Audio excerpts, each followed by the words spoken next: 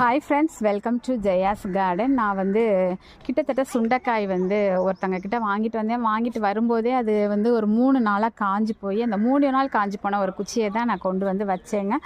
ரொம்ப கஷ்டப்பட்டு தான் வந்தாங்க. வந்ததுக்கப்புறம் இன்றைக்கி வரைக்கும் ஒரு 20-25 தடவைக்கு மேலே இந்த 1.5 வருஷத்தில் பூ பூத்து அதுக்கப்புறம் அப்படி கருகிடுவாங்க. பூ பூப்பாங்க, என்னெல்லாமோ நானும் அதுக்கு கொடுத்து பார்த்துட்டேன்.